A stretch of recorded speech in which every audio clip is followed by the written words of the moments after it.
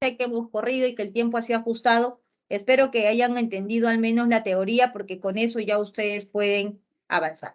Listo, chicos, entonces sus claves de los propuestos: 1 enano, 2 dado, 3 avión, 4 dado y 5 avión. ¿Ya? Listo, chicos, nos vemos la próxima semana. Cuídense y estudien mucho. Chao, chao. Sorry por quitarles el receso.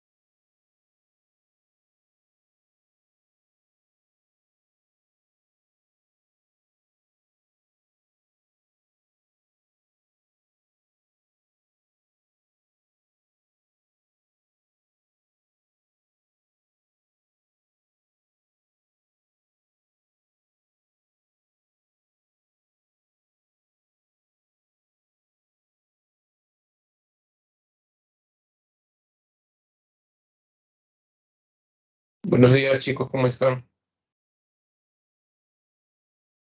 Buenos días, profesor. ¿Qué Buenos tal? días, profesor. ¿Cómo están? ¿Qué tal? A ver, un minuto.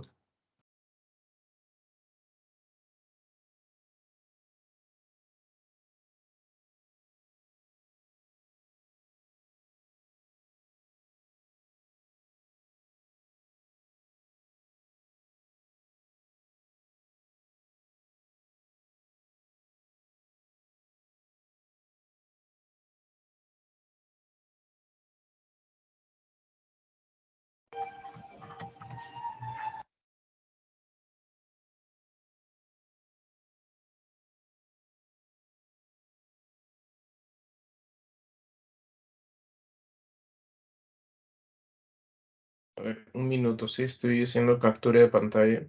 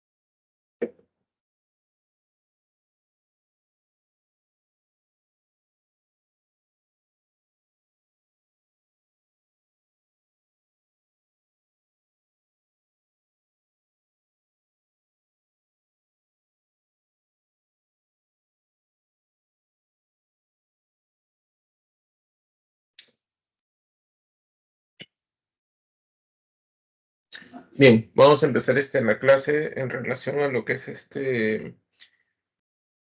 la semana 4, la literatura española. Terminamos con este aspecto ¿no? de la narrativa barroca, ¿no? Y pasamos a lo que es la literatura hispanoamericana, ¿no?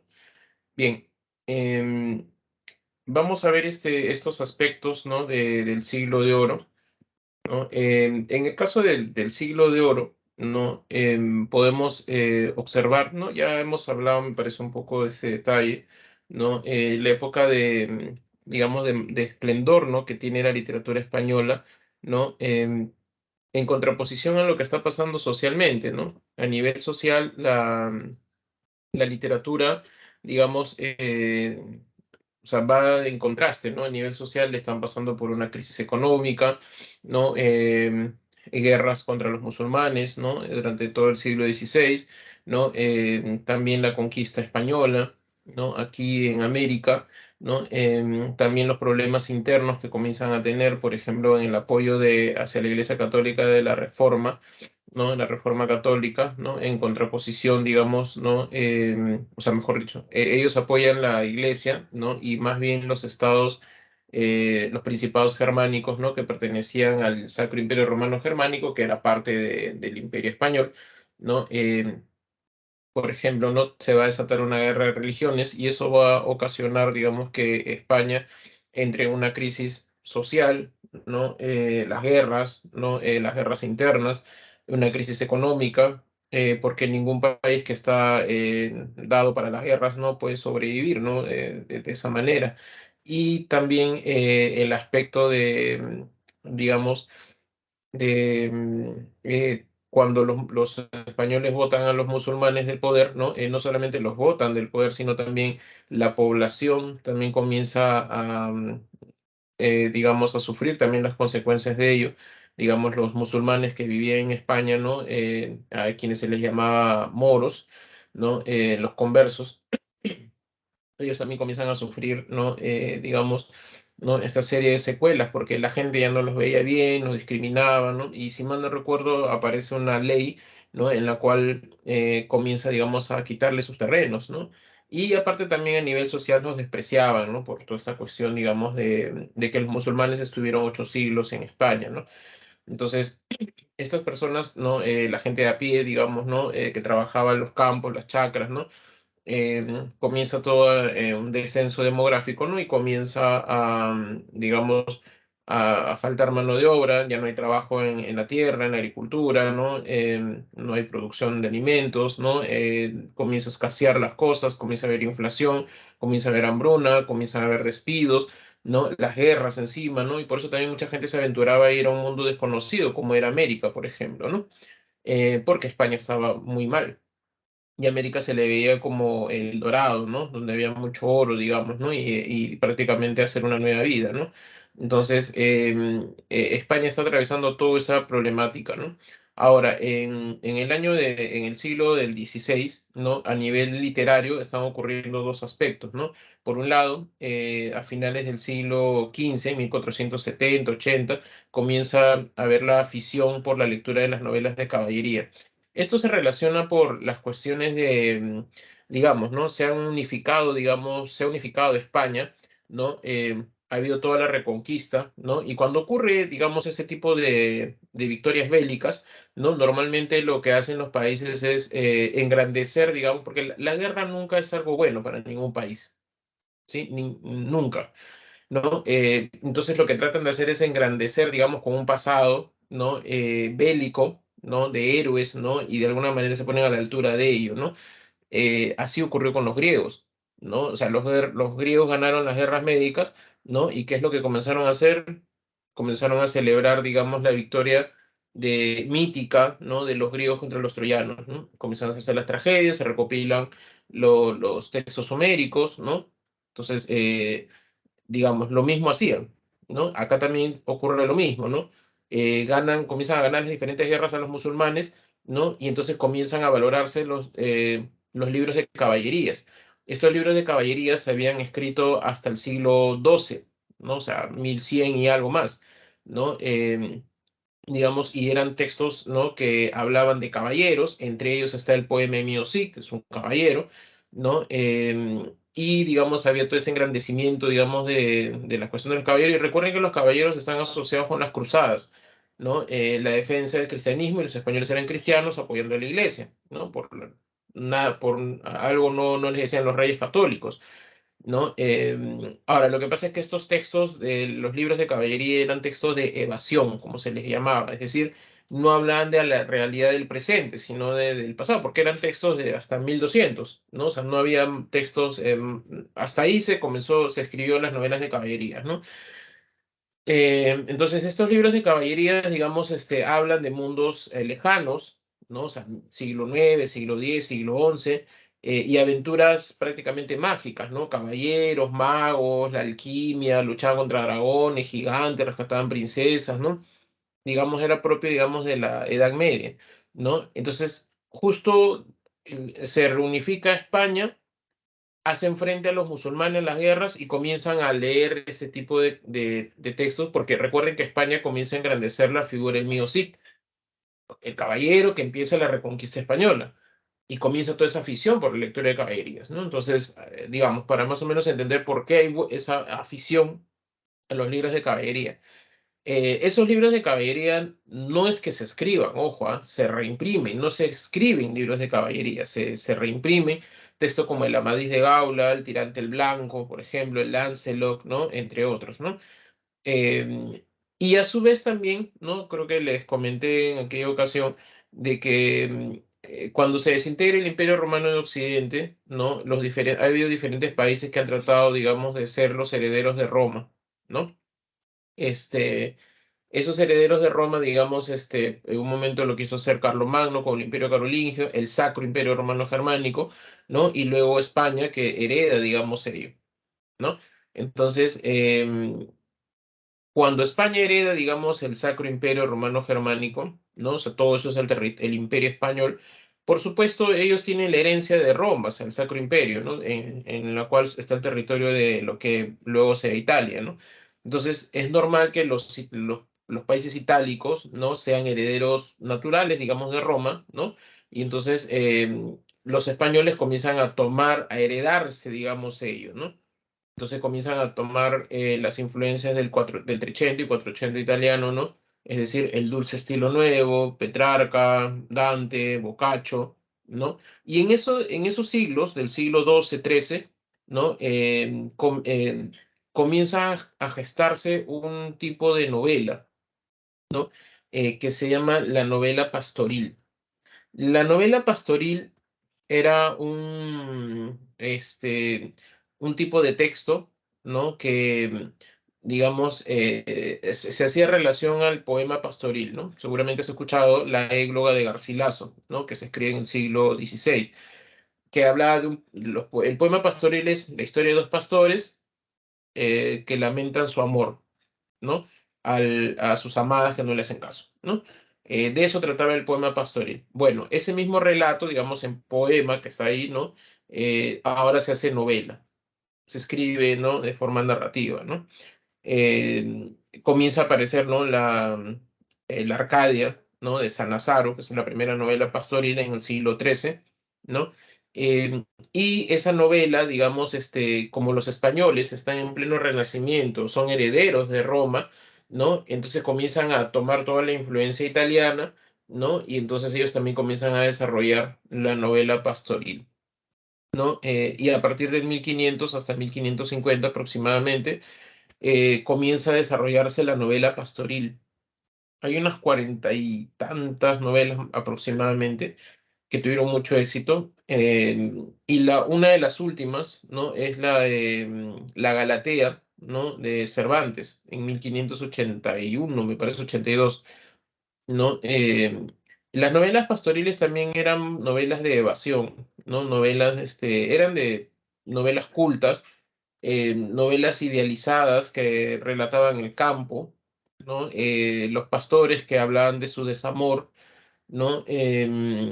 Y muchas veces, o sea, eran pastores idealizados, ¿no? No tenían mucha relación con la sociedad.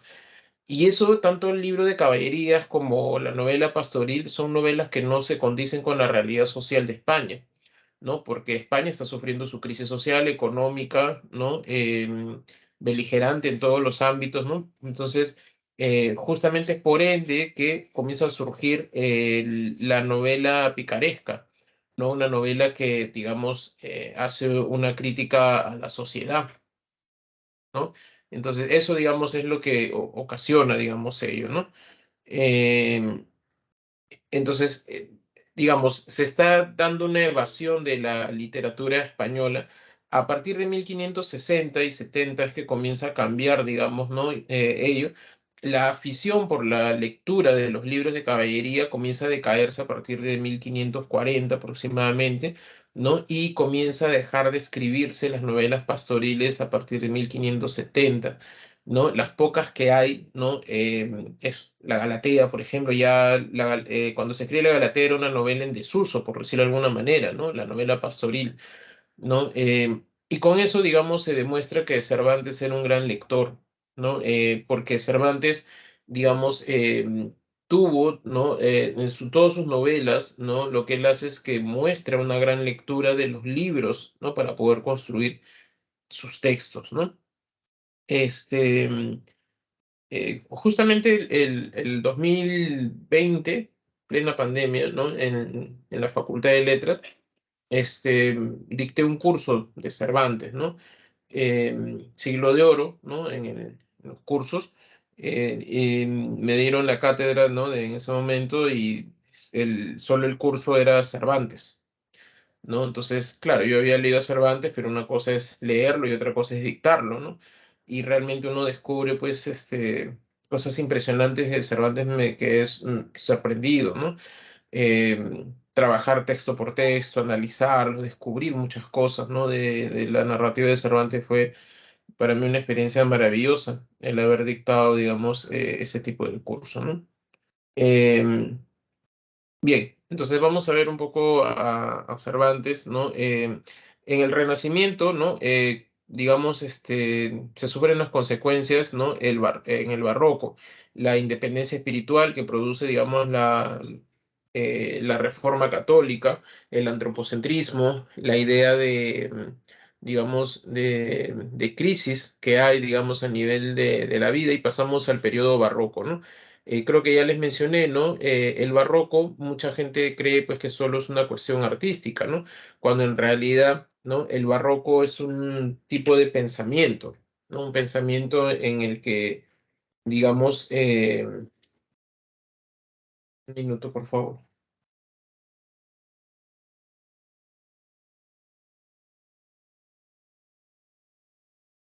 En el que eh, es una forma de vivir, prácticamente, ¿no? El barroco es una forma de vida, ¿no? No es solamente una expresión artístico-cultural, ¿no?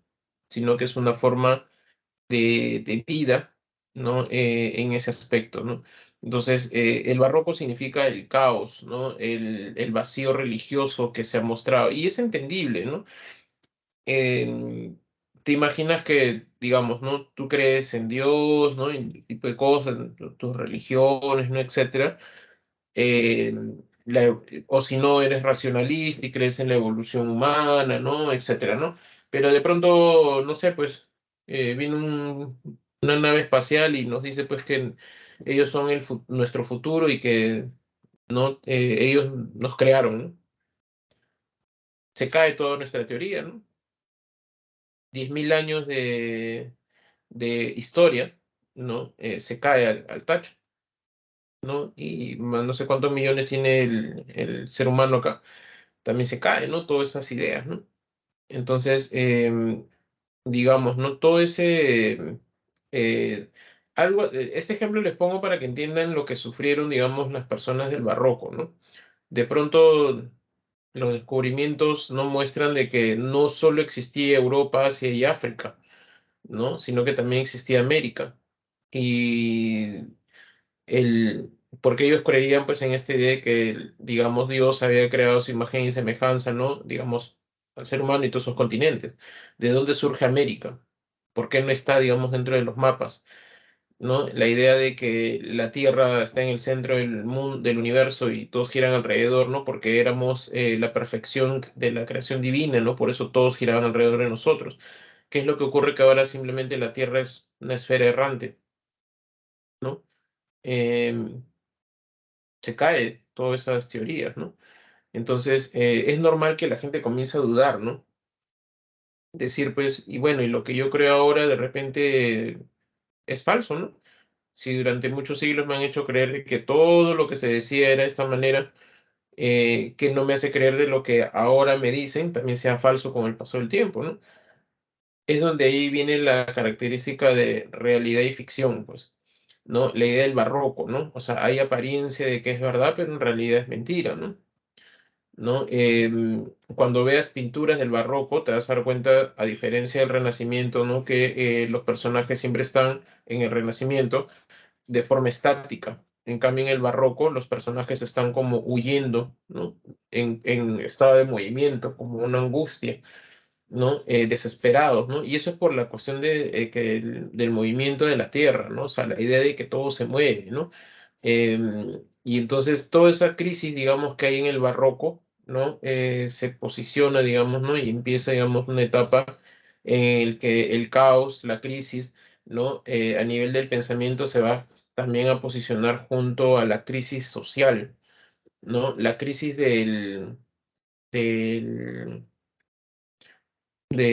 a nivel social también comienza a posicionarse porque, por ejemplo, cuando España estaba en su apogeo, se había, digamos, anexado Portugal, ¿no? Pero en el siglo XVII, Portugal se independiza nuevamente, ¿no? Entonces, ya ahí, digamos, ¿no? El poder político imperial, digamos, comienza a decaerse. Los Austrias menores con Felipe III, Felipe IV, Carlos II y Carlos III, ¿no? Comienza a caerse también, ¿no? ¿Por qué? Lo que pasa es que los Austrias menores comienzan a despilfarrar, no hay un buen manejo, digamos, de la economía. Bueno, el país también estaba en guerra tras guerra, apoyando a la iglesia, ¿no? Apoya la contrarreforma, que es prácticamente denostar la reforma católica, y con ello, digamos, la iglesia, ¿no? Se divide, ¿no? La iglesia luterana o protestante, la calvinista, que era un sacerdote suizo, ¿no? Y la anglicana. No, ustedes saben que la anglicana se forma porque Enrique VIII quería divorciarse, ¿no? Y la iglesia no le quería dar el divorcio, entonces dice, bueno, voy a formar mi iglesia, pues, ¿no? Es esa idea antropocentrista, pues, ¿no? Em, eh, el poder de desafiar a Dios, ¿no? Entonces crea su propia iglesia. La anglicana es igualita que la cristiana, ¿no? En Estados Unidos e Inglaterra es anglicana, pero la única diferencia es que a quien le den servicio es al rey. O sea, esa es la diferencia, ¿no? No tiene nada que ver con la Iglesia Católica, ¿no? Eh, y bueno, y las diferentes guerras de religiones que hay dentro de los principados del Sacro Imperio Romano Germánico, ¿no? Entonces, Carlos el Hechizado, uno de los Austrias menores, los reyes, digamos, que traen en decadencia al reino español, ¿no? No tiene descendencia y encima de ellos se desata una guerra de sucesión española, ¿no? O sea, imagínate, se sale Portugal, guerra de religiones, la contrarreforma y encima una guerra de sucesión española, ¿no? En la cual, digamos, había muchos, los cortesanos pues querían poner a sus protegidos, ¿no? Y bueno, luego de una guerra logran escoger, ¿no? A uno de los sobrinos, me parece, de Carlos el Hechizado, ¿no? Felipe d'Anjou, ¿no? O llamado Felipe V, ¿no? Que va a heredar, ¿no? El trono español, ¿no? Felipe V era un niño, si mal no recuerdo, creo que tenía 14 años o 12 años, cuando hereda el trono. Él había vivido en Francia porque él era sobrino de Luis XIV, si mal no recuerdo, o sea, el rey Sol, me parece. Eh, entonces, había vivido en Francia, ¿no? Prácticamente, ¿no? Y lo ponen, ¿no? Cuando lo ponen a Felipe V en 1701, prácticamente ese es el colapso de España, ¿no? Porque el rey Sol, ¿no? O sea, como era un niño, ¿no? Los que gobiernan en realidad son los consejeros reales, ¿no? Y como a veces se menciona, ¿no? En realidad, pues quien gobernaba era, pues, Luis XIV, ¿no? ¿No? Mediante los consejeros reales, ¿no? Hasta que Felipe V creció, ¿no? Entonces, pero lo que va a hacer ya en el siglo XVIII es que España sea francesa, ¿no? Se dan las reformas borbónicas, quitan los privilegios, dividen el virreinato, ¿no? Reformas económicas porque España estaba súper mal, ¿no? Desde el Renacimiento, ya estaba en una bancarrota, ¿no? El esplendor de las letras se cae, ¿no? Se afrancesa totalmente, se copian a los escritores franceses, ¿no? No hay originalidad, ¿no? Y toda esa decadencia es de España en el neoclásico español, ¿no? El clasicismo francés, ¿no? Donde está Molière, ¿no? Es el esplendor de las letras francesas durante el siglo XVIII, ¿no? Que en realidad comienza desde 1650, ¿no? Cuando le hacen frente al barroco, ¿no? En el barroco, cuando entra a Francia, se llama rococó, ¿no? Y los intelectuales comienzan a hacerle frente, ¿no? Al pensamiento caótico del barroco, tratando de ser clasicistas, ¿no? Porque el clasicismo es el equilibrio, digamos así, ¿no? Entonces, eso, digamos, se gesta y se genera, digamos, dentro de Francia, ¿no? Mientras que España entra en una decadencia, ¿no? Hasta que llega a colapsar ya totalmente cuando ingresa, digamos, aparece Napoleón Bonaparte, ¿no? En el siglo, luego de la Revolución Francesa, ¿no? Y, digamos, comienza a, o sea, invade España, pone a su hermano José Bonaparte a finales del siglo XVIII, 1790, por ahí, si mal no recuerdo o 96 por ahí, y derrocan a Fernando VII, ¿no? El rey que estaba, digamos, en España. Em, y durante 8 años más o menos va a estar, digamos, el gobierno de Bonaparte ahí de José Bonaparte, hasta que lo derrocan. Cuando cae Napoleón, cae su hermano, ¿no? Y restauran a Fernando VII. Al restaurarlo le dan poder, mucho más poder, ¿no? Simbólico dentro de lo que es la España imperial, ¿no? Entonces, dentro de ese aspecto comienza a surgir, digamos, el periodo romántico, ¿no? Ya con Gustavo Adolfo Bécquer, ¿no? Bien, bueno, entonces vamos a ver un poco a Miguel de Cervantes Saavedra, ¿no? Hasta ahí, ¿alguna consulta, alguna pregunta, por favor? Ninguna, profesor. Listo, Todo claro, profesor. gracias. A ver, vamos a continuar.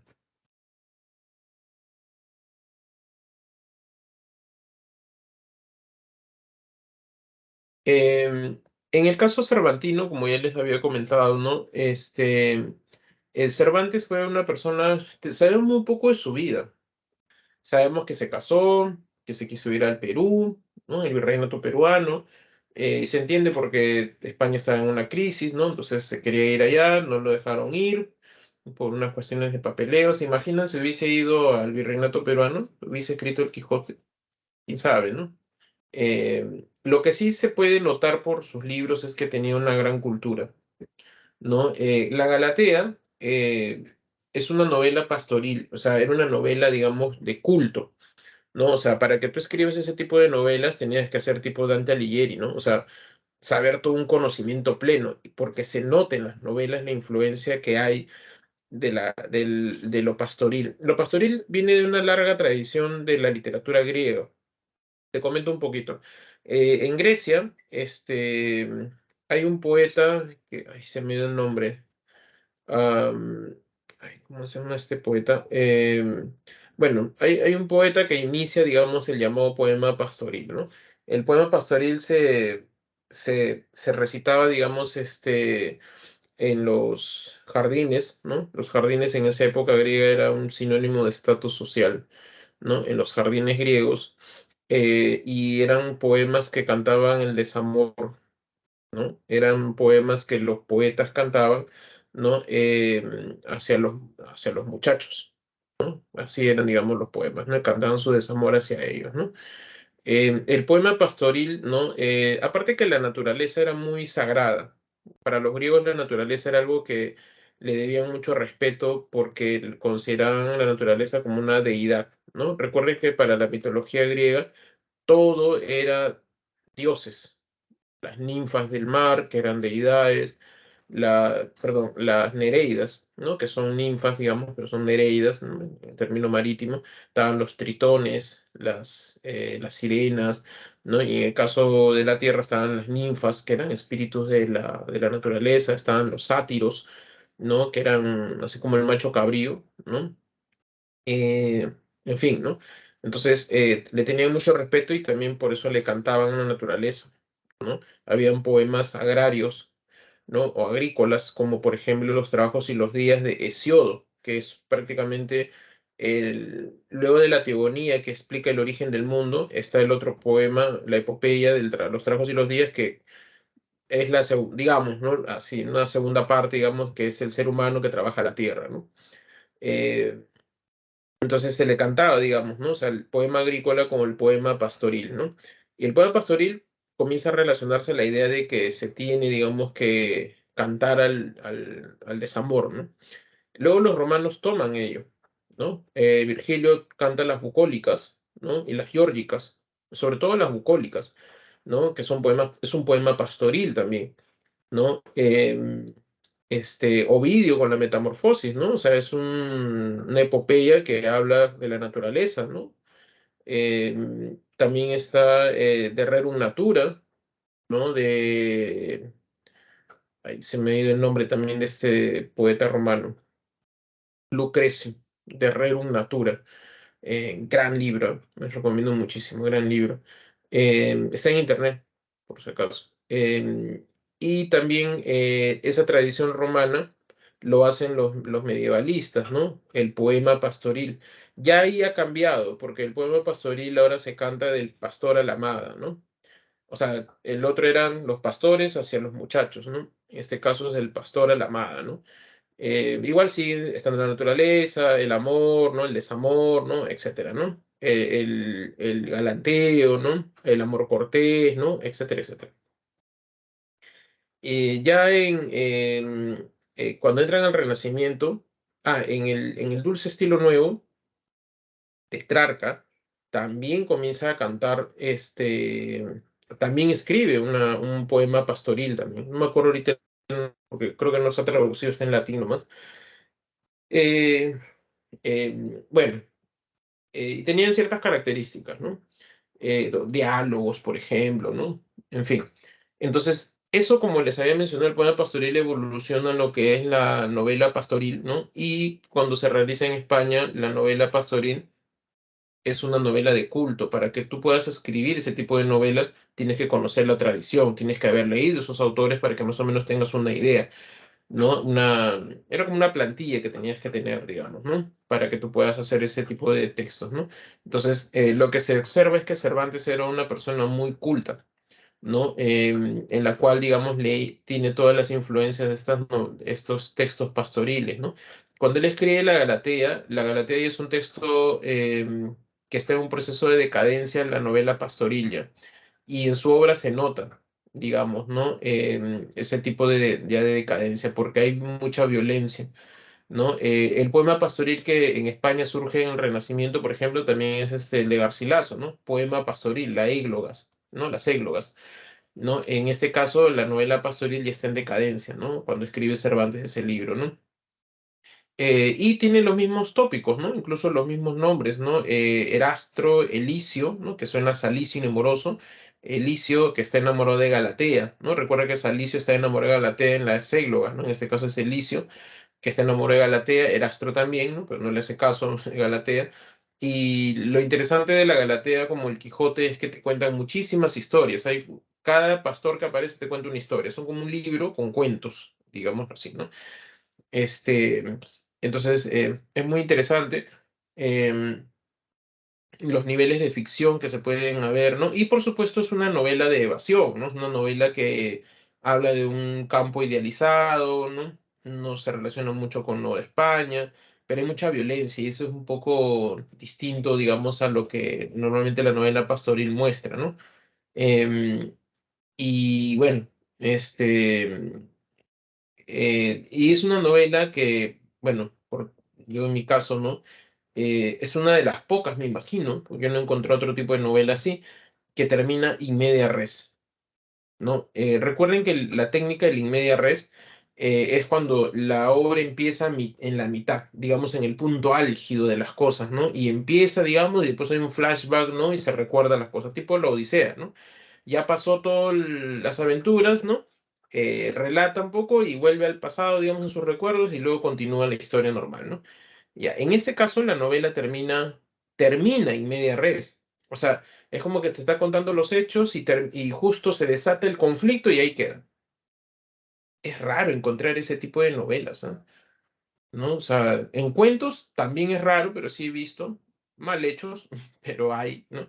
Pero en cambio, una novela que tú termines en medio, digamos, de la cúspide de lo que, porque justamente a Galatea, ¿no? Uno de los personajes rapta a Galatea, ¿no? La rapta, ¿no? Y todo el mundo se va a ir a pelear y ahí termina, ¿no? Entonces te deja como que, oye, ¿y la otra parte? ¿No? No hay, ¿no? Entonces termina en media res, ¿no? Luego de 1582, ¿no? Cervantes sufre penurias económicas, no se sabe mucho de su vida, se casa, ¿no? Y en 1605 publica El Quijote, ¿no? Em, Cervantes también era poeta, ¿no? Escribe un libro, El viaje del Parnaso, ¿no? También era dramaturgo, mucha influencia de un autor español que nosotros no leemos aquí, que es Lope de Rueda, ¿no? Lope de Rueda. Y bueno, un poco, ya en 1605 Cervantes escribe la primera parte del Quijote, ¿no? Em, la gran obra maestra, ¿no? De Cervantes. Ahora, si ustedes me dieran a escoger mi opinión personal, ¿no? Yo me quedo con la Galatea, ¿no? Me gustó muchísimo la Galatea. Y si entre las dos partes del Quijote, entre la primera y la segunda parte, ¿con cuál me quedo? Con la primera parte. Me parece muy fresco, muy original. No es que la segunda sea mala, ojo, ¿ah? Yo creo que las dos son muy entretenidas, sino que es mi preferencia, ¿no? Siento que es un poco más fresco. El otro es como una respuesta a algunas cosas, ¿no? Em, y bueno, y aquí en esta obra, sobre todo en la primera parte, se nota, ¿no? Digamos, denota, así como Cervantes había leído muchas novelas pastoriles, acá también se nota que Cervantes era un gran conocedor de las novelas de caballería. La afición que había, pues, ¿se acuerdan que les había dicho que ya la lectura de esas novelas había decaído a partir del 1540, más o menos, ¿no? Eh, Porque Alonso Quijano es un gran lector de novelas de caballerías y en la novela se habla de varios libros de caballerías, ¿no? Como el Amadís de Gaula, ¿no? El Tirante el Blanco, el Lancelot, ¿no? Lanzarote, ¿no? Entre otras novelas, ¿no? Y aparte de la estructura también, o sea, es una sátira, digamos, prácticamente de las novelas de caballería. Incluso cuando la novela sale, la crítica menciona que es una novela cómica, así la tilda. Y es una novela que critica justamente las novelas de caballerías, ¿no? Aunque no lo crean, cuando El Quijote sale no tiene mucha recepción en España y prácticamente se olvida con el paso de los años. ¿Y quiénes lo rescatan? Los franceses en el siglo XVIII, ¿no? Ahora ustedes dirán, ¿por qué, no? O sea, si lo son racionalistas. Lo que pasa es que los franceses justamente como son racionalistas y quieren verosimilitud, ¿no? Y quieren hacer una crítica a la sociedad y buscar una moral, ¿no? El Quijote critica, ¿no? Las novelas de evasión, porque justamente lo dice incluso eh, en la misma novela, en la novela cuando el cura, ¿no? Llega a la casa del Quijote, toma las novelas de caballería y dice que estas son novelas de fantasía que evaden la realidad. Y entonces lo que los franceses buscaban en el siglo XVIII era novelas que critiquen los libros de fantasía y más bien hablen de la realidad, ¿no? Por eso es valorado y ahí comienza la recuperación del Quijote, ¿no? Ya en el siglo XIX, ¿no? Entonces, digamos, en ese momento, ¿no? Se publica, de hecho tiene éxito, ¿ah? O sea, sí se publica, hay reimpresiones, ¿no? Pero después de, digamos, de ello, de ahí no hay mayor valoración en esa época, ¿no? En, en 1605, cuando se publica la primera parte, Cervantes, luego de 10 largos años, publica la segunda parte en 1615, un año antes de morir, ¿no? Y, digamos, narra la continuación, la tercera salida del Quijote, ¿no? Luego, Cervantes, antes de ello, entre la primera y la segunda parte, publica las llamadas novelas ejemplares, ¿no? Las novelas ejemplares técnicamente son cuentos, ¿no? Ahora ustedes dirán, ¿por qué se llaman novelas ejemplares? Bueno, es que hay dos motivos. Hay una contraposición del título.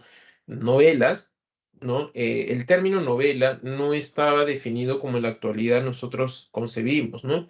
Por ejemplo, cuando hablamos de novela, ¿no? Hablamos, por ejemplo, por decirlo así, ¿no? Un libro, ¿no? Ah, este es un libro que cuenta una sola historia, no es una novela, ¿no? En cambio, cuando hablamos del libro de cuentos, ¿no? Es cuando, digamos, es un relato, un libro que tiene varias historias cortas, digamos, ¿no? Por ejemplo, este es un libro de cuentos, ¿no? Es bastante delgadito, como verán, ¿no? Entonces, digamos, ahora lo tenemos definido, pero en ese momento no había esa definición, ¿no? Boccaccio, por ejemplo, ustedes saben que el Decamerón es un libro de 100 cuentos, ¿no? Pero cuando tú lees el prólogo, Boccaccio dice, al lector le dejo estas novelas que he escrito. Y uno dice, ¿novelas? Pero si lo que vamos a leer son cuentos. Boccaccio dice que son novelas. Es que el término no estaba definido, ¿no? La gente llamaba novela a los relatos cortos, ¿no? No había la idea de cuento, novela, ¿no? Entonces, por eso, digamos, Cervantes pone novelas ejemplares, ¿no? Y también el término ejemplares, ahí viene, ustedes dirán, pues, son de moral y toda esa cosa. No, pues justamente Cervantes, que es tan paródico, critica, o sea, pone como una especie de antítesis, ¿no? Porque ejemplares, viene de exempla.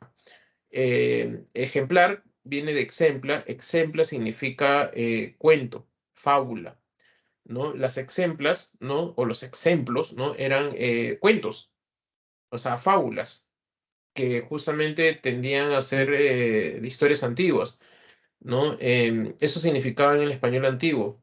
Ejemplar, exempla, ¿no? Fábula.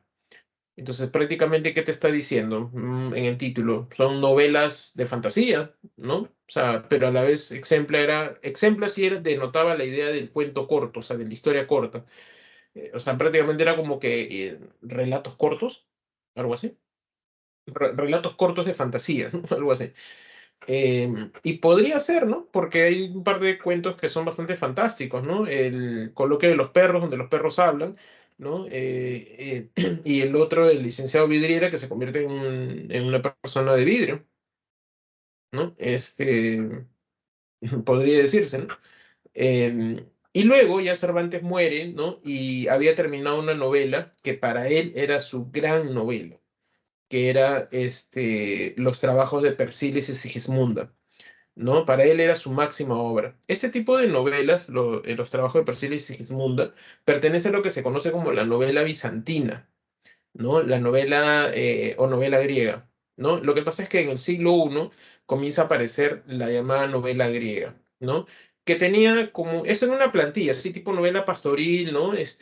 Tenía una plantilla que era, digamos, en todas las pocas novelas bizantinas que han sobrevivido, ¿no? Unas 8 o 10 más o menos. Antes habían más, pero no han llegado, lamentablemente. Era la historia de dos amantes, de dos personas que se aman, pero siempre ocurre algo al inicio de la novela que los distancia. Podían llegar piratas, los padres se oponían, raptaban a la chica, a él lo llevaban preso y pasaban una serie de dificultades, ¿no? Pero que al final, luego de muchos problemas, lograban juntarse, ¿no? En ese tiempo, trabajos significa dificultad, ¿no? Entonces, prácticamente es como las dificultades de Persiles y Sigismunda, ¿no? ¿No? Es una novela incluso que no tiene el corte paródico, es más seria, pero tiene la misma estructura de contarte cuentos, cuentos, cuentos, ¿no? Dentro de la novela, ¿no? Y sucede en el mar. Casi todo, el 80% de la novela sucede en el mar. El Quijote sucede en el campo. La novela Pastoril la Galatea sucede también en el campo, ¿no? Entonces eso es un poquito para que sepan la producción de Cervantes, ¿no? Yo me quedé impresionado al dictar el curso. Como les dije, ¿no? Yo había leído Cervantes, pero una cosa es leerlo y otra cosa es dictarlo, ¿no?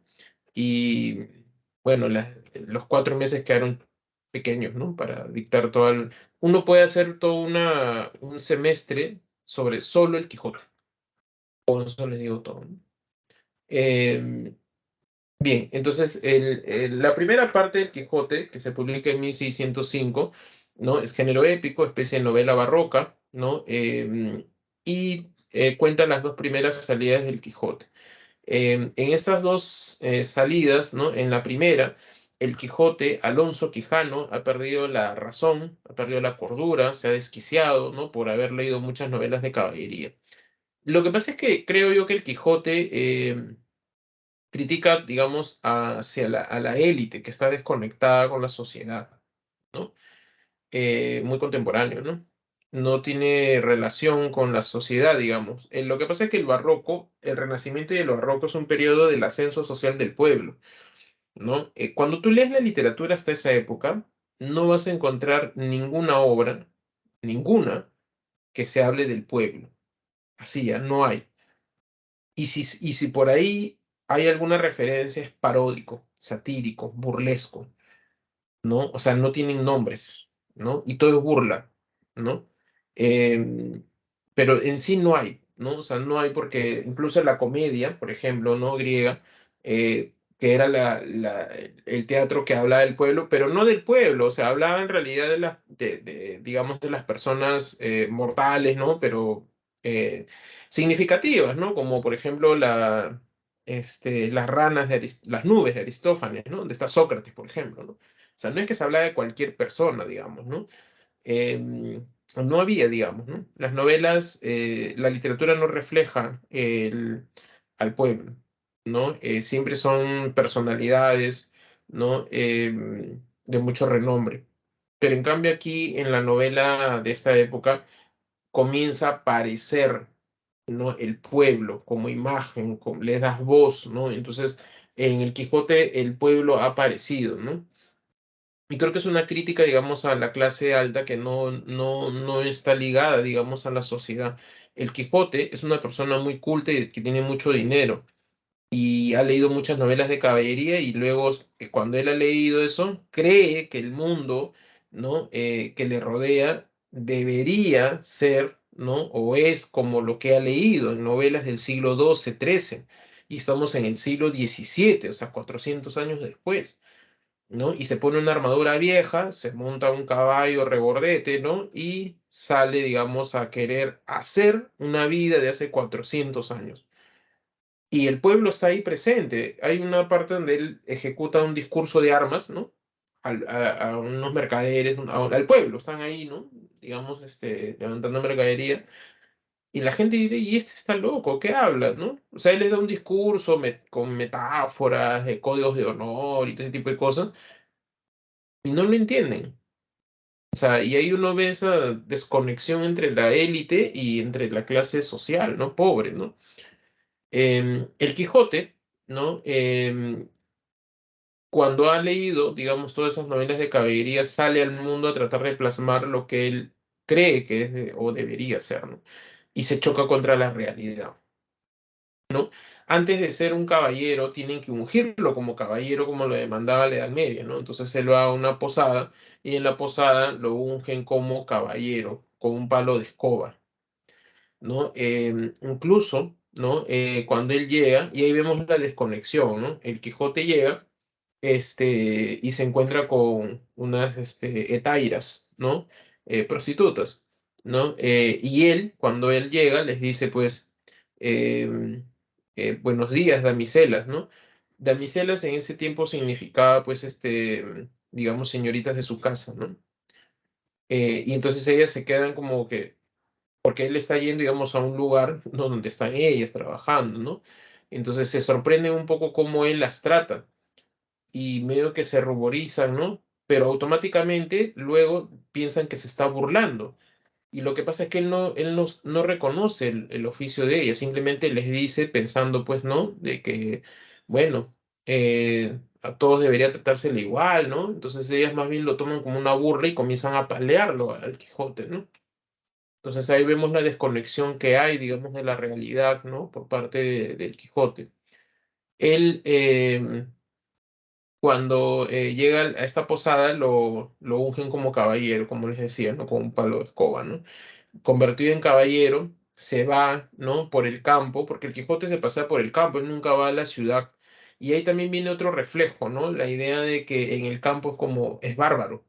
Ya no es la cuestión idílica, ¿no? Como se mostraba, digamos, en la Galatea o en la novela pastoril. La novela pastoril, porque en la Galatea hay mucha violencia en el campo, aunque todavía hay rezagos, digamos, de la idealización, ¿no? Aunque hay violencia, ojo, en la Galatea. Pero en este caso, el campo sí es violento, ¿no? Llega y de pronto se encuentra con una persona que está azotando al campesino, ¿no? Y el campesino, o sea, el amo azota a su siervo, ¿no? Y entonces el Quijote ve ello y se indigna, ¿no? Y le quita el látigo y comienza a latigar, digamos, al amo, ¿no?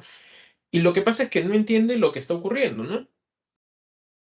El amo le está dando un castigo a este campesino porque este era un ladrón, ¿no? Entonces, por eso lo latigaba, ¿no? Pero el Quijote no quiere entender eso, ¿no? Entonces, lo deja suelto, ¿no? Y él cree que está haciendo un acto de bien, ¿no?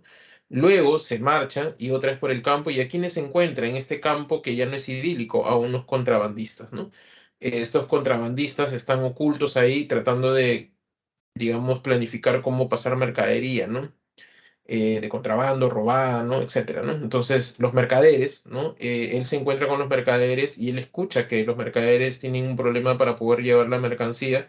Sin embargo, digamos, el Quijote escucha lo que él quiere entender, ¿no? Y se acerca a ellos, los mercaderes se asustan, ¿no? Porque ha estado escuchando todo ello. Y entonces le dicen, ¿no? Que cómo es posible, ¿no? Que tú estás acá escuchando. Él dice, sí, los puedo ayudar, dice. Y entonces ellos no quieren, le dicen que se vaya, pero Quijote no entiende, ¿no? En su idea es que ellos pues necesitan ayuda, ¿no? Y cogen los costales y eso ocasiona de que los mercaderes lo agarren a palazos y lo dejan molido a palos, ¿no? En el campo. Horas después pasa un vecino del Quijote y este vecino lo regresa a casa. Así termina la primera salida del Quijote. Pasan unas semanas y llega el cura y el barbero. Eran amigos del Quijote. El Quijote vive con su sobrina, ¿no? Entonces ellos le preguntan qué es lo que está ocurriendo, ¿no? Entonces la sobrina le dice que por culpa de estos libros, ¿no? La gran biblioteca del Quijote, su tío perdió la cordura. Entonces lo que ellos van a hacer es la famosa quema de la biblioteca del Quijote. Cuando están quemando los libros, hacen una hoguera, ¿no? El Quijote se está recuperando y están quemando los libros. Hay libros que ellos no queman, ¿no? Mencionan varios libros que Cervantes al parecer tenía mucho respeto, ¿no? Como, por ejemplo, El Amadís de Gaula, que era la primera novela de caballerías, El Tirante Blanco. Menciona incluso la Arcadia, un poema épico que se había realizado en Chile, en la Araucana. También otras obras, ¿no? Entre ellos, por ejemplo, los textos de Góngora, ¿no? De Quevedo, y un texto donde vemos entrar al autor, ¿no? Cuando el barbero va a quemar la Galatea, el cura, que es el culto, ¿no? Le dice que no queme ese libro, ¿no? Que esa es una novela de un autor joven, ¿no? De un autor que está dando mucho que hablar, ¿no? Y que, digamos, es un autor que va a causar mucho furor, ¿no? Con el paso del tiempo. O sea, vemos cómo el autor entra en la ficción, ¿no? Y no es la primera vez, ¿no? Cuando ustedes vean la característica, después de que terminemos de ello, hay la intervención del narrador, ¿no? O sea, en el Quijote, tú lees la historia del Quijote, y ustedes pensarán, pues, ¿no? Ah, qué aburrido, ¿no? Ya sé que se pelea con los molinos de viento, ¿no? Ya, pero ¿sabes lo que hace entretenida la novela? Los cuentos que hay dentro del Quijote, ¿no? El Quijote es como un libro de cuentos dentro de esta historia, porque el Quijote, cuando ya sale con Sancho, Sancho le cuenta varios cuentos, ¿no? Y entonces uno se va entreteniendo con esos. Y hay cuentos que no son cortos, ¿ah? Hay uno que es La historia del curioso impertinente, que es un cuento larguísimo, ¿no? Que tiene como más de 100, ya ni siquiera es cuento, ya tiene como 100 páginas. ¿no? Y eso entretiene bastante, ¿no? Además de ello, ¿no? Hay el narrador que interviene. Al principio, nomás en la novela, cuando dice en algún lugar de La Mancha, ¿no? Alonso Quijano perdió la cordura, ¿no? Ya, 10 páginas después, el narrador interviene que se está yendo a la posada, ¿no? Y el narrador detiene ¿no? Y te habla a ti como lector. Te dice, lector, ¿qué tal, no? Yo soy el narrador, ¿no? Entonces te comienza a contar su drama y su vida. Te dice, mira, esta historia que tú estás leyendo en realidad no es mía. Yo un día estaba caminando por algún lugar, ¿no? Y debajo de unas piedras encontré unos papiros, ¿no? Unos pergaminos, ¿no? Y ahí estaba escrita en árabe la historia del Quijote. El autor es Side Hamed de Benengeli, ¿no? Y lo único que estoy haciendo es traducir. Entonces, y a cada rato interviene. Por ejemplo, cuando el Sancho está contando un cuento, el narrador otra vez, bueno, aquí lector no entiendo algunas palabras porque está borroso, te puedo yo contar una parte de lo que he averiguado. O te puede decir, no, esta parte que cuenta el historiador árabe no es cierto, mejor te cuento la versión que yo tengo. Entonces, está que te reconstruye la historia. Habla de su drama personal, habla de las cuestiones de la novela y la historia, en fin, o sea, cuenta muchas anécdotas, muchas partes, digamos, de su vida, ¿no? Etcétera, etcétera, ¿no? Este, eh, y bueno, lo que ocurre es que eso hace muy entretenida, ¿no? La novela, ¿no? Por eso les decía que yo me quedo con la primera parte del Quijote. La segunda parte también tiene igual, ¿ah? El narrador, los cuentos, ¿no? Igual, ¿no? Entonces, ese era el estilo de Cervantes, ¿no? Bueno, cuando se ha producido la quema de la biblioteca del Quijote, Quijote se ha recuperado, ¿no? Y sale con Sancho. Sancho es una persona realista, bastante pragmática, es decir, práctica, ¿no? Sabe que el Quijote está desquiciado, pero él necesita dinero, así que el Quijote le ha prometido un reinado, sabe que está medio desquiciado, así que le sigue el juego. Luego le dice, le habla de Dulcinea del Toboso, también le sigue el juego, ¿no? Entonces, ahí vemos a un Sancho bastante realista, sabiendo que todo lo que le dice el Quijote no es cierto, ¿no? Prácticamente, ¿no? Entonces, pero bueno, va con él, ¿no? Ungen como escudero en una posada, ¿no? Y luego se marcha de ahí y va hacia, este, se encuentran con el molino de vientos, ¿no? Los molinos de viento. Mientras tanto, el Sancho le está contando varias historias también, ¿no? Eh, y lo interesante es que cuando él les cuenta la historia, a veces es interrumpido el Sancho y después cuando retoman, ya no retoman con la historia, sino con otro cuento y así como 4 o 5 cuentos que te dejan al terminar, que no terminan y luego comienzan a terminar, ¿no? O sea, y eso como que te obliga, ¿no? A seguir leyendo para que leas el final de los cuentos, pues, ¿no? Cuando se encuentran con los molinos de viento, el Quijote piensa que son gigantes. Para sus ojos no son gigantes. Sancho le dice que son molinos, pero bueno, no le hace caso, ¿no? Así que, digamos, marchan, ¿no? Y una vez son golpeados totalmente por los molinos, ¿no? Se marchan y se encuentran con un rebaño de ovejas que para el Quijote es un ejército que los persigue, ¿no? Se pelean con las ovejas le ganan, les muerden por todos lados, ¿no? Y bueno, se marchan y luego encuentran a una pastora, ¿no? Una campesina que el Quijote piensa que es una princesa micomicona que tiene ciertas cuestiones mágicas, ¿no? En realidad es una campesina nada más, ¿no? Y hasta que nuevamente aparece en escena el cura y el barbero, ¿no?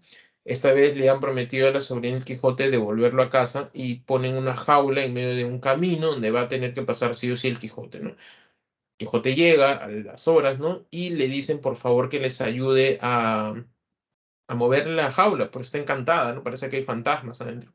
Entonces el Quijote va, entra a la jaula, ve que no hay nada, ¿no? Pero sueltan el pestillo, cae la puerta de la reja y ya no pueden abrir, ¿no? Entonces, enjaulado, lo regresan a casa al Quijote, terminan la segunda salida y termina la primera parte del Quijote, ¿no? Em, Al final se promete Un ratito voy a conectar mi laptop, ¿sí?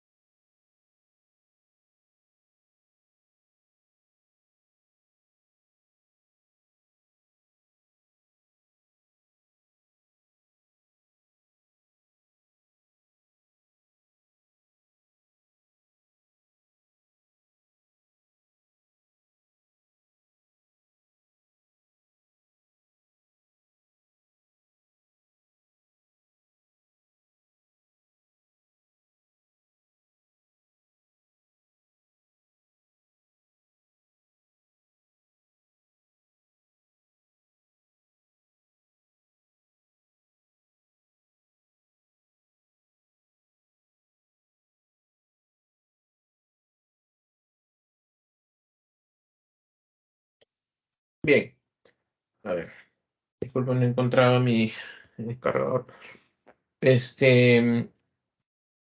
Al final de la primera parte se comenta de que va a salir una segunda parte, ¿no? Em, Cervantes, ¿no? Es curioso que realice una crítica a los cortesanos, ¿no? Porque las novelas, todas sus novelas están dedicadas a cortesanos. Lo que ocurre es que de alguna manera Cervantes quería, digamos, tener un mecenas, ¿no? O sea, Cervantes sufre, digamos, penurias económicas, ¿no? Entonces lo que hace Cervantes es tratar de vivir, digamos, ¿no? O sea, pedir, digamos, un mecenas, ¿no? Por eso le dedica a varios mecenas, a varios cortesanos. Aparte porque los cortesanos son los que te leen la novela. Recuerden que la educación en ese momento es bastante privilegiada, ¿no? Solo los cortesanos, los que tenían dinero y los reyes, ¿no? Digamos, la familia real, ¿no? Eran los que sabían leer, ¿no? Entonces, y los que compraban libros, ¿no? Entonces, pero bueno, al final se dice que va a hacerse una segunda parte y no aparece. En 1614 aparece el Quijote de Fernández de Avellaneda, el Quijote apócrifo. Al parecer, Fernández de Avellaneda, que tampoco tenemos casi nada digamos, de su vida, ¿no? Rastros de él, este, Fernández de Avellaneda, al parecer, es alguien que se venga un poco de Cervantes, ¿no? Dicen, ¿no? Por ahí hay teorías, ¿no? Que tampoco se sabe muy bien, ¿no? Que era alguien que perdón, Cervantes había conocido y que lo retrata de manera satírica en su novela, ¿no? Son teorías, ¿no? Lo que pasa es que una vez que se publica en 1614 el Quijote apócrifo, eh, mucha gente comienza a creer de que el autor es Fernández de Avellaneda. O ustedes dirán, profesor, ¿pero cómo ocurre eso? Recuerden que es una época en la cual se publican obras anónimas, también obras con seudónimos, también novelas que se publicaban, por ejemplo, por la censura de la iglesia, etcétera, a veces tenían nombres de gente cortesana o nombres de curas, ¿no? Y luego lo que ocurría, si tenía éxito, pasaba la censura, ¿no? En el segundo libro aparecía el verdadero autor y decía que esa novela era de él, ¿no? En fin, ¿no? Entonces, también se comenzó a creer eso, ¿no? Eh, Eso ocasiona que al año siguiente Cervantes se apure en publicar, ¿no? Y la novela está plagada, digamos, de la crítica al Quijote apócrifo. En el prólogo, él dice que él es el único y verdadero autor del Quijote. No hay otro. ¿Y dónde se genera la confusión? Y lo que pasa es que, como en la novela se dice que él no es el autor, en la ficción, ¿no? Entonces la gente tenía esa confusión. Sí, hasta el día de hoy la gente cree que cuando una persona escribe una novela está contando su vida. Imagínense, pues, ¿no? La gente, pues, que en ese tiempo creía, pues, de que peor todavía, ¿no? O sea, creían que lo que te contaba en una novela era cierto. Y Cervantes, por eso, en el prólogo, habla de la novela, la define como una mentira verdadera, ¿no? Una gran mentira, ¿no? La novela te hace creer que realmente ocurrieron estas cosas, cuando realmente no ocurrió, ¿no? Entonces, eso, digamos, para que entiendan un poquito ello, ¿no? Entonces, eh, antes de la tercera salida del Quijote, el Sancho y Quijote van hacia una imprenta. Y en esta imprenta, digamos, en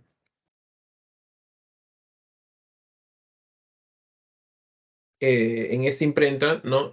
Sancho le dice que hay un autor joven, ¿no? Que ha recopilado sus historias, ¿no? Y que ha sido muy famoso, ¿no? Que es Miguel de Cervantes Saavedra, ¿no? Y entonces dice, pero a mí también me han contado, dice Sancho, ¿no? Que hay otro autor, ¿no? Y saca el Quijote apócrifo, ¿no? Y le dicen, pero a mí me han dicho que este es el autor verdadero, ¿no? Y entonces el Quijote le dice, pero yo te puedo decir cuál de los dos es mejor, ¿no? Entonces determinan al final que el libro de Cervantes es el mejor, ¿no? Y terminan pateando el otro libro. Hay varios niveles de ficción. Hay una parte muy entretenida del Quijote. Miren, el Quijote y Sancho, justo cuando ya publicaron el libro, estamos hablando de la tercera salida, ellos llegan a un hospedaje, ¿no? Llegan y el Quijote y Sancho, ¿no? El Quijote le dice, se hospedan y dice, hay que dar otros nombres, dicen, no hay que hacernos pasar por tales porque, por ellos, porque si no vamos a ser muy famosos, dicen, ¿no? Entonces dan otros nombres, ¿no?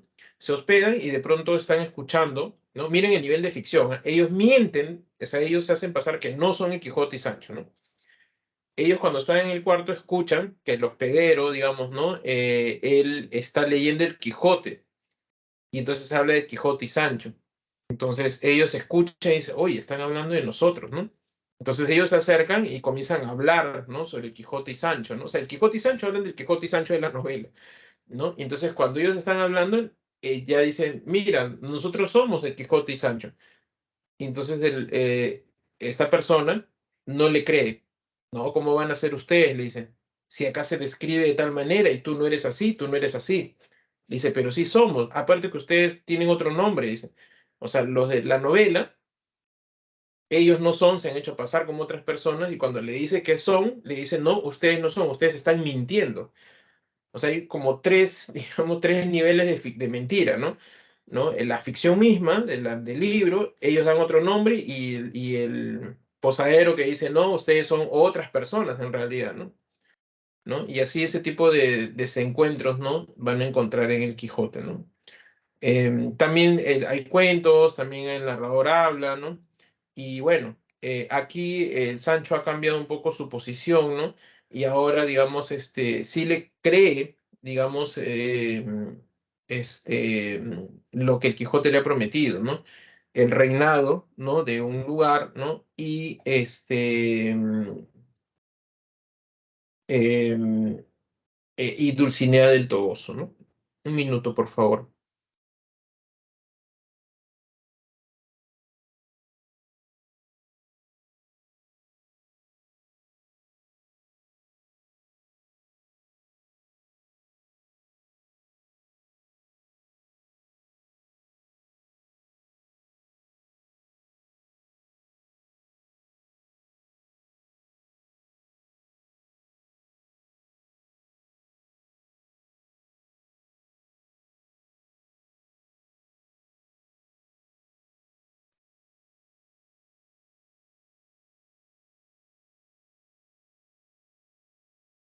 Bien, entonces llega, digamos, quien ve a la Dulcinea es Sancho. Sancho ve a Dulcinea y le dice, pues, al Quijote, estamos pasando por el campo, ¿no? Y le dice, mira, ella es Dulcinea. Y el Quijote como que, ¿quién? Ella, pues, Dulcinea. El Quijote ni siquiera sabe quién es, ¿no? Entonces, y en realidad era una campesina llamada Aldonza Lorenzo, pero Sancho le ha hecho creer de que esa es Dulcinea. Con eso nosotros estamos viendo de que Sancho está captando, digamos, la psicología de Quijote, ¿no? Lo que se conoce como la sanchificación del Quijote, ¿no? Perdón, la quijotización del Sancho, ¿no? Luego van, ¿no? Y se encuentran con una compañía teatral, ¿no? Que estaban yendo a representar, ¿no? El Apocalipsis, ¿no? El famoso carro de la muerte. Estaban disfrazados como demonios, ¿no? Entonces se encuentran con ellos y el Quijote y Sancho creen que se han escapado del infierno, Ellos le dicen que no es así, que son actores, ¿no? Pero igual no creen y terminan peleando con ellos, ¿no? Luego se encuentran con el Caballero del Bosque o Caballero de los Espejos, ¿no? Que era la persona, su amigo el Quijote, que era el bachiller Sansón Carrasco, ¿no? Este bachiller, ¿no?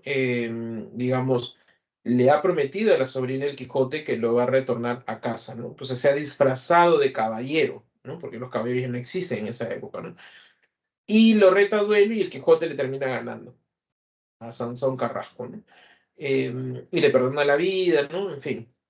Luego se marcha y se va a descansar a la cueva de Montesinos. El Quijote se echa a dormir ahí, sueña y tiene pesadillas, ¿no? Lugares extraños, ¿no? Entonces, cuando, digamos, ¿no? Él se despierta, digamos, le dice a Sancho que ha descendido al infierno, ¿no? Algo paródico, ¿no? Como Eneas, Ulises, ¿no? Por ejemplo, ¿no? Este, luego, llegan a la ínsula Barataria, ¿no? La ínsula Barataria es un pueblo que estaban de carnavales, ¿no?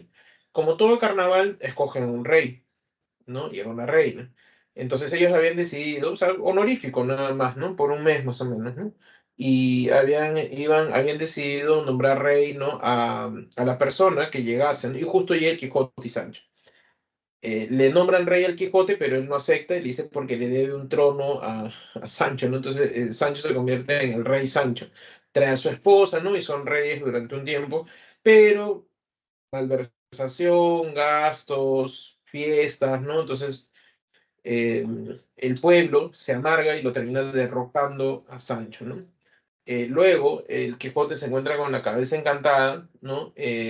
Como que le habla y dice que va a retornar a casa y se encuentra nuevamente con el caballero de la Blanca Luna. Digo nuevamente porque este caballero era Sansón Carrasco, ¿no? Sansón Carrasco otra vez se había disfrazado de otro caballero, ¿no?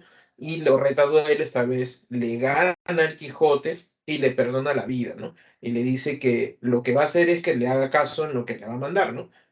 Va a retornar a casa, le dice, ¿no? Que retorne a casa. Es así que el Quijote, siendo un caballero, dice, está bien, perdí, voy a retornar a casa. Cuando él retorna a casa, cae enfermo, ¿no? Hace su testamento y muere. Cervantes al inicio menciona que él le da muerte a su personaje para que nadie más vuelva a utilizarlo, ¿no? Por lo del Quijote apócrifo, ¿no? Entonces, el Quijote está, antes de morir, ¿no? Ha recuperado la lucidez, ¿no? Y le dice a Sancho que le perdone por haber arriesgado su vida, estar entonces peleando, ¿no? Con los molinos, ¿no? Etcétera, ¿no? Y ahí se ha producido la sanchificación del Quijote, ¿no? Ha cobrado la lucidez nuevamente.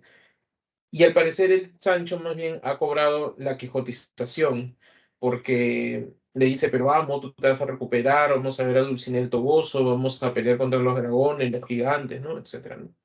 Así acaba el Quijote. Bien. Características, género épico, especie de novela, está bastante recargado, ¿no? Sí se puede leer, ¿no? Te recomiendo mucho si en algún momento tienen un poquito de tiempo. Oposiciones o antinomias, ¿no? O sea, son características que se oponen. La locura, digamos, del Quijote, la cordura del Sancho, ¿no? El ser parecer, el ser, digamos, Alonso Quijano, parece el caballero de la triste figura, el Quijote, la realidad y la ficción, la realidad, los molinos, la ficción cree que son gigantes, ¿no? Culto, inculto, culto el cura, el Quijote, inculto el barbero, Sancho, por ejemplo, ¿no? Las tres variantes del lenguaje, el narrador, el que dije que habla, ¿no? El señorial que representa pues al Quijote, al cura, por ejemplo, el coloquial, Sancho, el barbero, el pueblo, ¿no? Toda esa combinación, ¿no? Se le conoce como estilo cervantino. Se notaba que Cervantes era una persona que sabía cómo hablaba el pueblo, cómo hablaba digamos, los cortesanos, ¿no? Tenía un lenguaje, digamos, que se puede notar en ello, ¿no? El tema, el contraste entre el idealismo del Quijote y el pragmático, o sea, ser práctico, ¿no? De el Sancho, ¿no? El objetivo de la obra, combatir la afición a los libros de caballería, ya se habían dejado de lado, digamos, sus lecturas, ¿no? Esto termina rematando eso, ¿no? Quijote y Sancho son ideales eternos, ¿no? El idealista que lucha contra la realidad y el pragmático o el práctico, ¿no? Que al final termina creyendo en ideales, ¿no?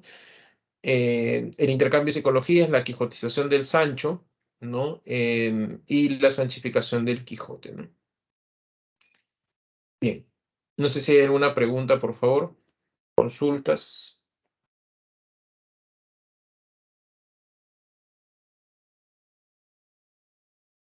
Ninguna, profesor, todo entendible. Gracias. Bien, vamos a ver entonces ahora la literatura española, ¿no? El, el romanticismo español, ¿no? Como ya les mencioné, toda esta cuestión del neoclásico, ¿no? Em, Cuando se restaura Fernando VII, ¿no? Digamos, comienza a surgir el romanticismo español, ¿no? El romanticismo español es tardío, ¿no? Porque el romanticismo surge en 1770 en Alemania con el Sturm und Drang, ¿no? Y luego se va a Inglaterra, ¿no? Pero ya, en cambio, el romanticismo comienza a surgir aquí en 1830, 20 aproximadamente, ¿no? Como una herencia del romanticismo francés que se había dado con Victor Hugo, ¿no? Entonces ya es un romanticismo tardío. Cuando comienza a surgir el romanticismo en España, ya existía el realismo, ¿no? En Europa en general, ¿no? Entonces, y es ese romanticismo que llega tardíamente también aquí a Latinoamérica, ¿no? Este, bueno, entonces el romanticismo, digamos, se pone sobre la subjetividad, ¿no? O sea, lo subjetivo es lo que prima sobre lo racionalista que había sido el siglo XVIII, ¿no? El neoclasicismo, desarrollado desde 1650 hasta finales del siglo XVIII, ¿no? En Francia se llama clasicismo, en España se llama neoclásico, ¿no? Ellos habían impuesto el respeto a las unidades clásicas, ¿no? Con una lectura errada, ¿no? De Horacio y de Aristóteles, ¿no? Se habían puesto de que las obras tenían que cumplir tres unidades: que la obra se desarrolle en una unidad de espacio, ¿no? En un solo lugar; la unidad de tiempo, que se desarrolle en un solo día; y que tenga una unidad de acción. Las tres unidades clásicas, ¿no? Entonces, era muy normativo, sobre todo en el teatro, ¿no? El teatro era... Ahora, ¿por qué el teatro? Porque los franceses desarrollan teatro, Molière, por ejemplo. Y ahora ustedes dirán, ¿por qué teatro? Porque en Roma se desarrollaba el teatro, el gran teatro romano. Y los griegos, el esplendor de la literatura griega son las tragedias, teatro. Y como los franceses se creen herederos de los romanos, comienzan a desarrollar teatro también, ¿no? Entonces, es por ende que el teatro tenía mucha importancia. No es casual justamente que el Sturmdrang, ¿no? sea un movimiento de jóvenes poetas y dramaturgos, ¿no? Porque el teatro tenía mucha recepción, ¿no? El sentido de unidad prima lo racional, ¿no? Y la verosimilitud, ¿no? Los personajes son muy racionales antes de, digamos, la razón los guía, ¿no? Y la literatura tenía que ser parecido a la realidad, ¿no? Hacerte creíble la historia, ¿no? Hay excepciones de obras, ¿no? Pero la mayoría son verosímiles, ¿no? Prácticamente realistas, por decirlo de alguna manera, ¿no? Entonces, el romántico está en contra de las unidades clásicas, ¿no? Rompe las reglas, ¿no? Y desconfía de la razón, a diferencia del neoclásico que, digamos, lo racional lo prima, ¿no? Tiende a la fantasía. En romanticismo surgen, pues, el folclore, las historias, las leyendas, ¿no? Aparecidos, fantasmas, duendes, vampiros, ¿no? Comienzan a surgir todo ello, ¿no? Característica que tú ya conoces, el culto al yo, ¿no? Este culto al yo es la idea de lo egocéntrico. ¿Por qué? Lo que pasa es algo muy sencillo, ¿no? En el siglo XVIII la gente se vuelve atea, ya no crees en Dios, ¿no? Pero la razón también te ha llevado a guillotinar a medio mundo, ¿no? En la Revolución Francesa. Entonces, también, digamos, tiendes a desconfiar de la razón. Ahora, ¿en quién crees? ¿Desconfías de Dios? ¿Desconfías de la razón? ¿En quién confío? Lo único estable y certero que sabes eres tú. Pienso, luego existo, ¿no? O sea, primero piensas, lo único certero es que estás tú. Entonces, el culto al yo es lo que comienza a surgir. Es lo único, digamos, que sabes que es cierto. Entonces comienza toda la egolatría a partir de ello, el famoso culto al yo, ¿no? Ello va a originar la angustia metafísica. En términos más razonables es desconfianza de la razón, la angustia metafísica. Se valora mucho lo histórico, el folclore de los pueblos, las leyendas, ¿no? Las historias antiguas, ¿no? Se recolecta, digamos, mucho de estas historias de los diferentes pueblos, la idealización de las cosas, ¿no? Que eso aleja de la realidad. Cuando uno idealiza algo, ¿no? O un lugar o una persona, te estás alejando de la realidad, ¿no? La libertad, hay ansias de libertad en ello, ¿no? También, ¿no? De rechazo a las unidades clásicas, ¿no? Gustavo Adolfo Bécquer, ¿no? Murió, ¿no? De tuberculosis, ¿no? Él, digamos, era un crítico muy férreo, Bécquer, ¿no? Era conocido, ¿no? Mucha gente cree que es un desconocido, que encontraron sus poemas, ¿no? Y se volvió famoso. No, Bécquer era conocido. Había publicado las leyendas, ¿no? Cartas desde mi celda, ¿no? Hacía crítica en revistas, ¿no? Era bastante conocido como narrador, ¿no? Bécquer, digamos, en ese aspecto no era un desconocido, sino que él muere y no había publicado poemas. Entonces, cuando él muere, encuentran pues una serie de poemas, unos 70 y algo de poemas. Entonces, sus amigos de Bécquer deciden compilarlo y lo publican bajo el título de Rimas, ¿no?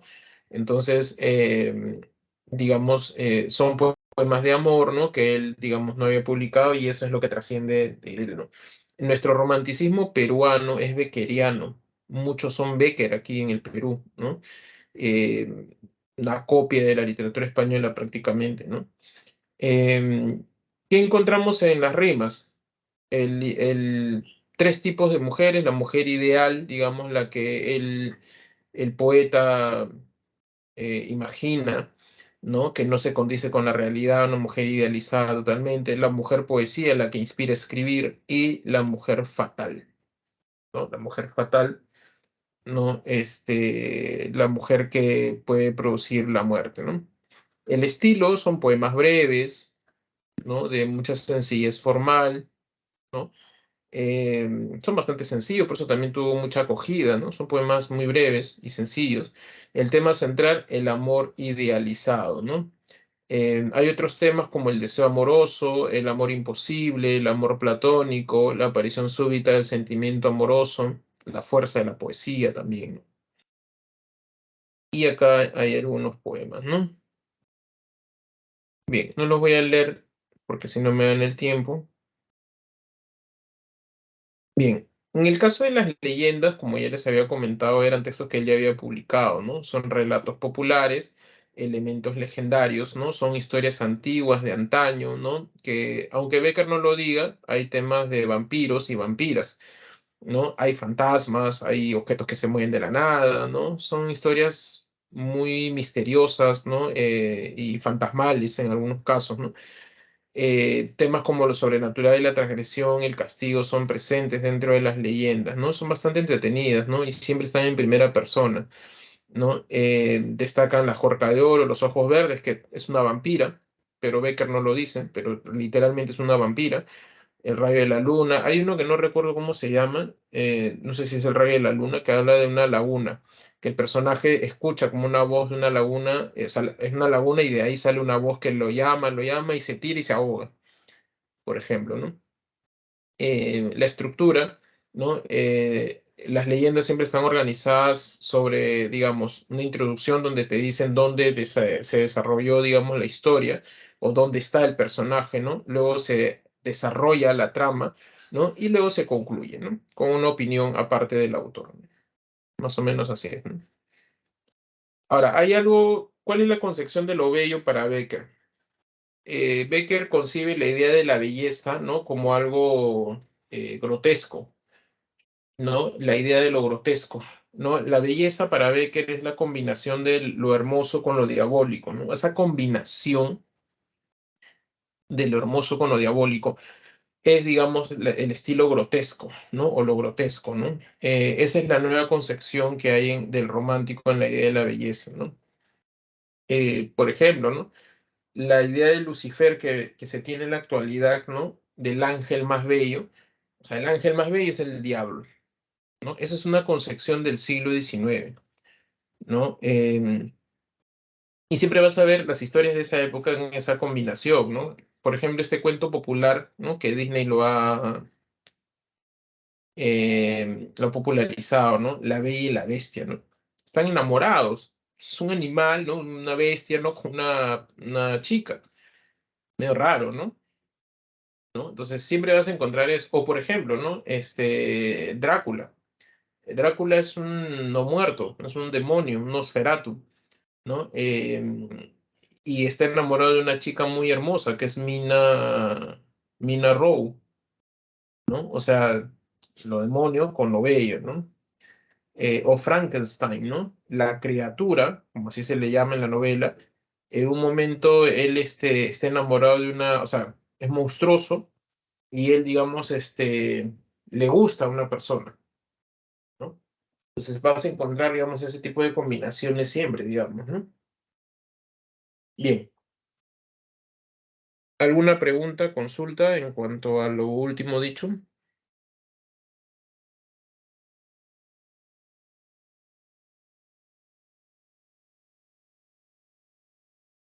Bien, creo que no hay. Vamos a ver entonces la literatura hispanoamericana, ¿no? Y con esto ya estamos terminando. El modernismo, ¿no? Es la primera escuela literaria surgida en América, ¿no? Lo que pasa es que antes, tanto el barroco, el neoclásico, el romanticismo, ¿no? Todos eran escuelas que sucedían en Europa, en España, ¿no? Y se copiaba literalmente, ¿no? No había una cuestión, digamos, de, ah, ya, aquí se hace, se mezcla, damos nuestra propia versión. No, en realidad todo era una copia, digamos, de lo que ocurría en España, ¿no? Pero más bien en el modernismo, más bien es una escuela que surge aquí, ¿no? Por supuesto con influencias europeas, pero también con nuestra idiosincrasia, ¿no? Nuestro granito de arena ahí, ¿no? Que toda esa combinación, ese eclecticismo surge, digamos, ¿no? Este, eso, digamos, es el modernismo, ¿no? En esa época, ¿no? A finales del siglo XIX, Francia, digamos, había esta idea de París como la ciudad de luz, bueno, hasta el día de hoy en realidad, irse a Europa y hacerte escritor, ¿no? París, la ciudad de luz, irte a Francia, hacerte escritor y aprender francés, ¿no? Eso era, digamos, la máxima de ser un intelectual, ser escritor, ¿no? Y entonces mucha gente se iba, ¿no? La literatura francesa tiene mucho esplendor, los realistas, ¿no? Balzac, Flaubert, ¿no? Stendhal, Solá, ¿no? Se leían aquí en el Perú, en América Latina.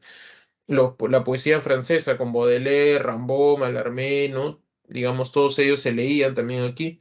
Y entonces es normal que los intelectuales se vayan. Se va Rubén Darío a Francia, ¿no? Y comienza a estar un tiempo ahí y pues ve toda la movida cultural, los parnasianos, los simbolistas, ¿no? Lo que la poesía francesa, que se desarrolla, llega a conocer a su maestro Paul Verlaine, pero se decepciona porque Verlaine era alcohólico. Entonces, medio que se decepciona, ¿no? Regresa a América, ¿no? Pero ha regresado con todas esas tendencias nuevas del parnasianismo, ¿no? El aspecto formal, ¿no? La musicalidad, el aspecto de la rima, ¿no? El exotismo, pero también con el simbolismo, ¿no? La idea del símbolo, el contenido, la crítica social, la musicalidad también, ¿no? Y además también la influencia del naturalismo, ¿no? La crítica a la sociedad que no comprende al artista, que eso se ve en el naturalismo, la profesionalización del artista, también que muestra el naturalismo. Todo eso, digamos, se posiciona, ¿no? Y en América está surgiendo, mejor dicho, se está leyendo la poesía de Walt Whitman, ¿no? La idea de hacer una América, una sola América, ¿no? La idea del americanismo, ¿no? Entonces todo eso, más la idiosincrasia, ¿no? De Latinoamérica, se junta toda esa mezcolanza y comienza a surgir el modernismo, ¿no? Tan grande fue la repercusión del modernismo que muchos intelectuales a nivel latinoamericano se vuelven modernistas. José Martí, los uruguayos, ¿no? Los uruguayos tienen una gran tradición modernista que lamentablemente no lo leemos, ¿no? No sé por qué. Bueno, ahora como cuando enseño en la facultad, yo sí trato el curso que me dan de poesía hispanoamericana, trato de leer, digamos, ¿no? A los modernistas uruguayos, ¿no? Y las modernistas, porque hay en su mayoría son mujeres. Y bueno, en la narrativa también, ¿no? Comienza a escribirse de manera modernista y tanto fue la influencia que llega a España, el modernismo, ¿no? La generación del 98 y del 14 son modernistas, ¿no? Antonio Machado, ¿no? Por ejemplo, es modernista, Ramón del Valle Inclán, Juan Ramón Jiménez, todos son modernistas, ¿no? Entonces hay mucha influencia, digamos, de ello, ¿no? ¿Cuál es la situación del artista, no? El artista ha perdido, digamos, su aura divina, ¿no? El artista antes era muy respetado, por decirlo de alguna manera, ¿no? Eh, el artista era una persona que, digamos, tenía esa concepción de ser prácticamente un ser divino, ¿no? Lo que pasa es que en la antigüedad, ¿no? Por ejemplo, ¿no? Los griegos creían que el poeta, ¿no? Poeta hablo de artista en general, ¿no? Él era el que estaba ligado a los dioses, ¿no? Era un ser especial, digamos, ¿no? No cualquiera era poeta. Entonces, digamos, ¿no? En ese aspecto, los poetas, digamos, durante muchos siglos, ¿no? Fueron personas muy respetadas porque estaban cercanos a los dioses, ¿no? Eso ameritaba de que hayan mecenas. Mecenas era aquella persona que lo mantenía prácticamente, ¿no? Lo que se conoce como mecenazgo, ¿no? El mecenazgo, digamos, estaban los Medici, por ejemplo, en el Renacimiento, ¿no? El emperador romano Octavio mantenía a Ovidio, a Virgilio, por ejemplo, ¿no? En la ciudadanía griega, por ejemplo, Pericles mantenía a los trágicos griegos, ¿no? Entonces siempre había ese tipo de mecenazgo, ¿no? Sin embargo, si al poeta se le considera como un ser divino, pero llegado al siglo XVIII se vuelven ateos, no creen en los dioses, menos vas a creer pues que una persona, digamos, tiene esa cuestión divina, ¿no? Entonces prácticamente el poeta se vuelve una persona más, ¿no? Y también la sociedad no lo entiende porque justamente comienza a desarrollarse el aspecto capitalista, ¿no? El capital, ¿no? Desarrolla la cuestión económica en la cual se produce este circuito económico de producción, circulación, distribución, consumo y volver a invertir, ¿no? Todos tienen que trabajar para poder, ¿no? Que todo ruede, digamos, ¿no? ¿Qué pasa si una persona se pone a escribir, ¿no? Si escribe, deja de trabajar, pues está más entretenido escribiendo. Y lo peor es que para leer, ¿no? O hacer un arte, ¿no? Haces que la otra persona pierda su tiempo leyendo o viendo arte, ¿no? Y no esté trabajando, no esté produciendo. El artista es un ser incomprendido, una persona un vago, ¿no? Si se le considera, ¿no? Y que simplemente no genera, digamos, producción, rentabilidad. No es un paria de la sociedad, ¿no? Esa es la visión que se tiene en la actualidad, ¿no? El artista como alguien que pierde su tiempo, ¿no? Que no sirve para nada, ¿no?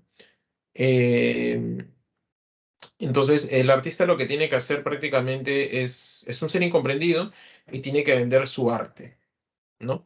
Su arte se vuelve mercantil. ¿Por qué? Lo que pasa es que ya te aceptan como artista, ¿no? Ya. Pero no creas que tú vas a ser, pues, un Ulises, pues, ¿no? No creas que vas a ser pintor vanguardista o abstracto, porque nadie te va a entender, ¿no? Claro, hay algunas personas que sí, ¿no? Pero tú quieres vivir de eso, ¿no? Y la mayoría de gente no le gusta el arte complejo, quieren algo fácil, algo muy simple, ¿no? Entonces vas a tener que vender tu arte prácticamente a algo muy ligero, la literatura light, por ejemplo, ¿no? Paulo Coelho, por decirlo de alguna manera, ¿no? Libros de autoayuda, ¿no? Que eso vende, eso a la gente le gusta, ¿no? Pero que eso no contribuye a nada, ¿no? Entonces, tu arte se vuelve mercantilizado y encima te especializas en eso, ¿no? ¿No? Bueno, entonces eso es un poquito la situación del artista y eso se puede ver en los cuentos de Azul, ¿no?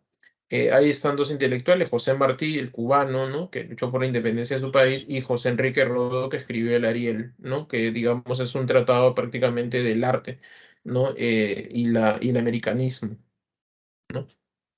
Ya no hay mecenas en esa época, el artista tiene que trabajar, ¿no? Las características del modernismo. El cosmopolitismo, porque en su literatura, en su poesía y narrativa, se ve la influencia de la literatura europea, los parnasianos, simbolistas, naturalistas, la poesía norteamericana de Walt Whitman, el americanismo, o sea, se nota que es cosmopolita, ¿no? Sincretismo, porque no es una copia, sino que es la asimilación de ello, ¿no? Se asimila, digamos eso, se fusiona todo ello y sale una nueva literatura, ¿no? Eso prácticamente es el sincretismo, ¿no? Y el hispanoamericanismo es la idea de formar un solo continente, ¿no? O sea, la idea de la cultura americana, ¿no? A partir de lo hispano, ¿no? El esteticismo es la búsqueda de la belleza. La belleza, digamos, eso se da, digamos, en diferentes, para los modernistas la belleza está, digamos, presente en diferentes animales, objetos, personas, ¿no? Las hadas son bellas por naturaleza, los cisnes son bellos por naturaleza, ¿no? Los lagos son bellos, ¿no? Las princesas son bellas, ¿no? O sea, siempre ponen elementos bellos por naturaleza, ¿no? Y el exotismo es la búsqueda de la belleza en lugares lejanos, ¿no? Hay una predilección por lo que ellos imaginan, porque no es la realidad. O sea, ellos, por ejemplo, les gusta poner cuestiones árabes, ¿no? O japonesas, ¿no? Asiáticas, pero eso es lo que ellos creen, no va con la realidad, ¿no? Entonces, digamos, ¿no? En mundos lejanos que, ¿no? Les gusta ese exotismo, ¿no? Bien. En el caso de Rubén Darío, ¿no? Como ya les dije, es el máximo representante del modernismo. eh, con Azul se inicia el modernismo en 1888. Es una escuela que el modernismo se inicia con Rubén Darío y muere con Rubén Darío. Al morir Rubén Darío en 1916, muere el modernismo prácticamente, ¿no? Azul, o sea, o el modernismo lo que hace es renovar la lírica porque renueva las estrofas, renueva la métrica, ¿no? Se propone una nueva estética, una nueva forma de belleza, ¿no? Que es el modernismo, ¿no? Las obras, ¿no? Entre ellas está el Azul, que inicia el modernismo, prosas profanas, que consolida el modernismo, en 1890, Azul se publica en Santiago de Chile y Prosas Profanas en Buenos Aires en 1896. Con ello se dictamina, digamos, la estética modernista, ¿no? Es el modernismo rubendariano por excelencia en prosas profanas. Y Canto de Vida y Esperanza es uno de los libros que retoma un poco la tradición española, ¿no? Azul, ¿no? Es un libro de cuentos y poemas. En los cuentos de Azul nosotros encontramos ya la tradición, digamos, modernista, ¿no? Una tradición en la cual, digamos, encontramos como tema la situación del artista, ¿no? Esta situación del artista eh, que, digamos, sufre, ¿no? Que la sociedad no lo comprende, ¿no? Propio de ello son el rey burgués, ¿no? Un rey, ¿no? Mercantilista que no entiende al artista, ¿no? Hay otro cuento que se llama El sátiro sordo. El sátiro siempre es un símbolo del arte, ¿no? Porque él tocaba la flauta para atraer a las ninfas, los espíritus del bosque, ¿no? Pero en este caso el sátiro está en la ciudad y está sordo, no puede hacer arte. Esta es una sociedad que no lo entiende, lo ve como un bicho raro, ¿no? Entonces, eso, digamos, se ve como temas en los cuentos de Azul, ¿no? Y por supuesto es una prosa muy poética, ¿no? Muy lírica en muchos aspectos, ¿no? Tiene influencia, por supuesto, del parnasianismo y el simbolismo. Pero en los poemas de Azul todavía hay rezagos románticos, hay elementos como la naturaleza, el amor, la idealización, ¿no? Los homenajes a ciertos escritores, ¿no? Ese tipo de literatura son todavía elementos románticos, ¿no? En prosas profanas ya los poemas sí son totalmente modernistas, ¿no? Pero aquí no, aquí todavía los poemas son románticos. Los cuentos de Azul sí, digamos, no tienen esta cuestión modernista ya. Bien, no sé si hay alguna pregunta o consulta, por favor.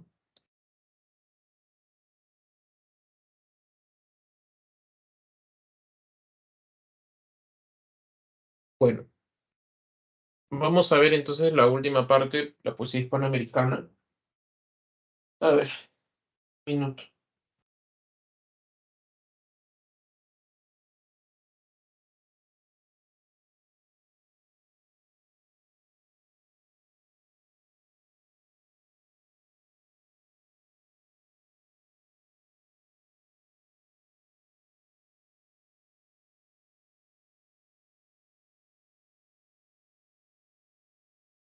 Bien, vamos a ver la poesía hispanoamericana. Como les he comentado, ¿no? La imagen de Rubén Darío es muy grandiosa.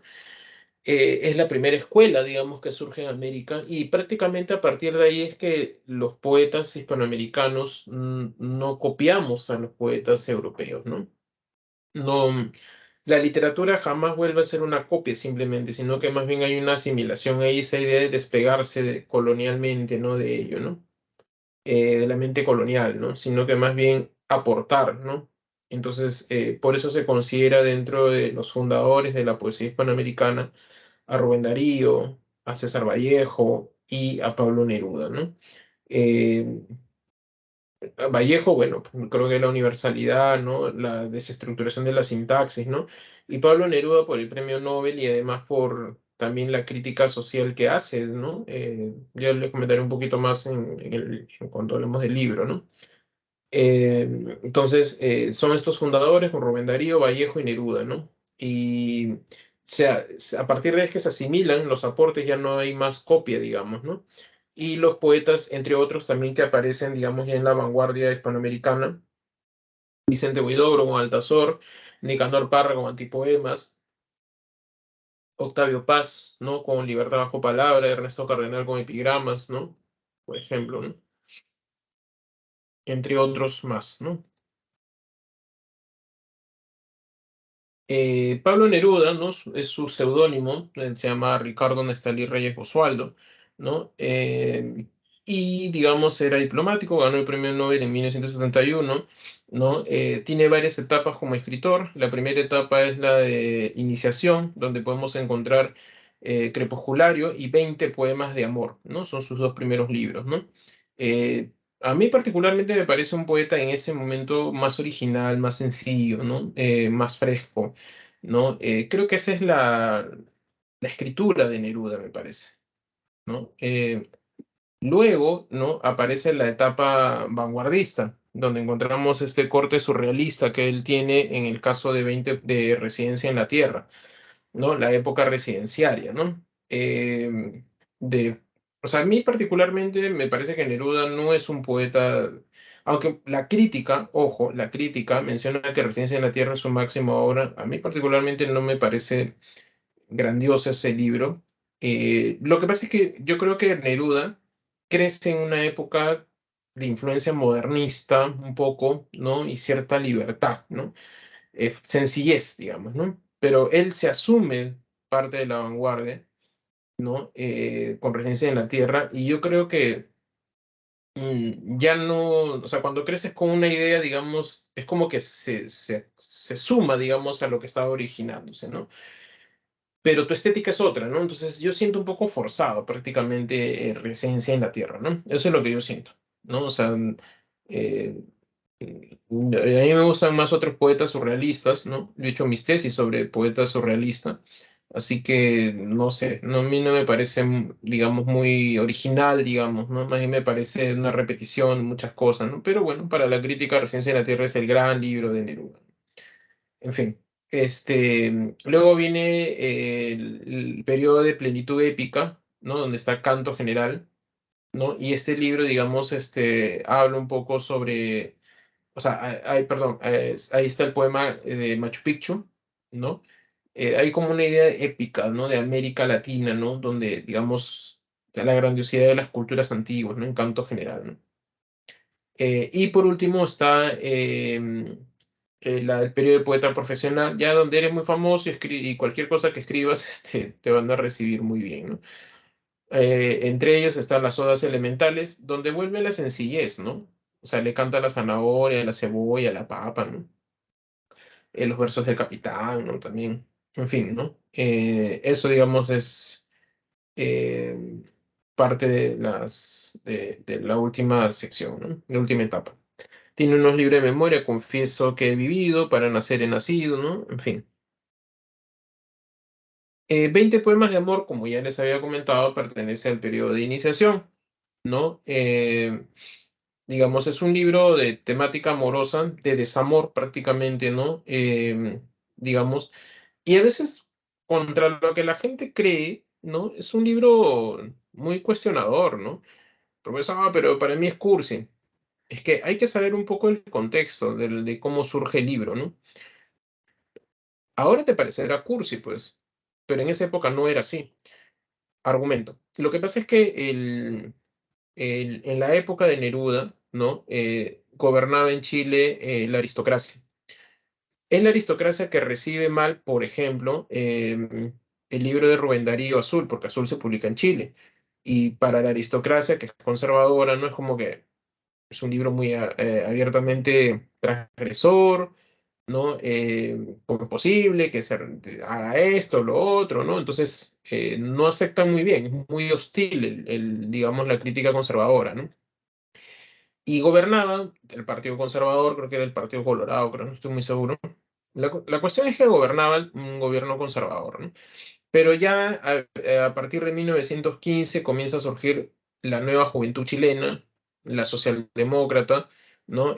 Con ideas liberales, ¿no? Y llegan al poder, ¿no? En 1923, 22, creo por ahí, llegan al poder, ¿no? Entonces, cuando llegan al poder, se libera, digamos, ¿no? La juventud, digamos, se desata, ¿no? Y es como que se trata de imponer los ideales liberales y dejar de lado un poco la rancia costumbre oligarca, ¿no? Eh, y entre estas cuestiones es el aspecto, digamos, relacionado a la mujer, el aspecto de la sexualidad, de los jóvenes también, ¿no? Entonces, cuando tú lees 20 poemas de amor, tienes que comprenderla en esa situación. O sea, es un poema erótico, es un libro erótico, donde hasta el siglo XIX, fines del siglo XIX, a la mujer prácticamente se le veía como pura y virginal, ¿no? Y si solo se hablaba la idea de la maternidad, tipo la Virgen María, ¿no? Entonces no había mayor cuestión, digamos, de la sensualidad, el erotismo y el placer. En cambio, aquí se le ve a la mujer como dueña de su cuerpo, la mujer que puede producir erotismo, sensualidad, ¿no? Y además recuerda algo, el erotismo es una cuestión contraria a la fecundación, a la maternidad, porque el erotismo es placer por placer, ¿no? Y va contra la consigna cristiana conservadora de la aristocracia, la idea de la sexualidad para tener hijos, nada más, ¿no? ¿No? O sea, se deja de lado el placer, ¿no? En cambio aquí es placer por placer, ¿no? Entonces, causa mucho revuelo, ¿no? O sea, lees los poemas y la mujer prácticamente su cuerpo destila erotismo, ¿no? No hay una cuestión, digamos, maternal, ¿no? Y esas cosas como se veía hasta ese momento, ¿no? Entonces causa polémica, es un libro que causa rubor, digamos, en la gente aristocrática, y eso es lo que hay que entender en ello, ¿no? No es casual, por eso les decía que las modernistas uruguayas, ¿no? Son grandiosas, ¿no? De la era de Elmira Agustini, Juana Ibarburu, Luisa Luisi, eh, ellas hablan o sea, en sus poemarios, relacionan mucho esta cuestión erótica de la mujer y su cuerpo. Por ejemplo, Delmira Agustini, ¿no? Tiene un libro llamado Los cálices vacíos. En la tradición, el cáliz representa al útero de la mujer, ¿no? Tú habrás escuchado la idea del Santo Grial, ¿no? Los cristianos, Santo Grial es la cuestión de la concepción del útero de María Magdalena, pues es la idea del Santo Grial, ¿no? ¿No? Que no es una copa, en realidad es esa cuestión simbólica, ¿no? Bueno, el cáliz, ¿no? Representa ello, pero dice los cálices vacíos, ¿no? Y todo el poemario es erótico. Entonces, digamos, las mujeres se han empoderado, como el término que se utiliza en la actualidad, ¿no? Y entonces eso es lo que hay, digamos, ¿no? Entonces, este libro, ¿no? Va en ese rumbo y causa polémica en ese tiempo, ¿no? Ahora, uno lo lee sin saber todo ello, pues si entiendes, viste, pues mejor cursen. No, pues que tienes que entenderlo en su época, ¿no? Bien, el tema principal, el amor asociado a la lejanía y el fracaso de la comunicación. Lo que pasa es que el poeta eh, es todo armonioso con la amada, pero la amada ya no está con él, ¿no? Entonces hay una ruptura, ¿no? Él trae a la poesía, digamos, utiliza la poesía para hacer el vínculo nuevamente entre el poeta y la amada, ¿no? Pero este vínculo o sea, vuelve, digamos, la amada, ¿no? Como el primer poema, ¿no? Cuerpo de mujer, muslos blancos, ¿no? O sea, así empieza, pero luego la amada se va alejando nuevamente, que la poesía no es capaz, digamos, de hacer posible, patente, que se quede la amada, sino que la amada misma se va alejando, se metaforiza con la naturaleza y se va alejando nuevamente de esta imagen, ¿no? Entonces hay ese fracaso en la comunicación, ¿no? Está el tema de la melancolía, la naturaleza es la mujer, eso también viene del modernismo con las poetas modernistas uruguayas, ¿no? El paisaje asociado al amor, ese es un tópico, como ya les mencioné, incluso hasta del poema pastoril, ¿no? Siempre el campo, el paisaje, se da el amor, ¿no? Entonces aquí también se ve esos aspectos, ¿no? Pero no es no es una cuestión idílica, sino más bien es de erotismo también, ¿no? La plenitud en la contemplación del ser amado, ¿no? Eso también está presente, ¿no? Muy bien, chicos y chicas. Bueno, acá está el poema 1 y aquí están las claves, ¿no? Bien, nos queda un minuto. No sé si tienen alguna consulta, alguna pregunta. No, profesor, todo entendible. Gracias.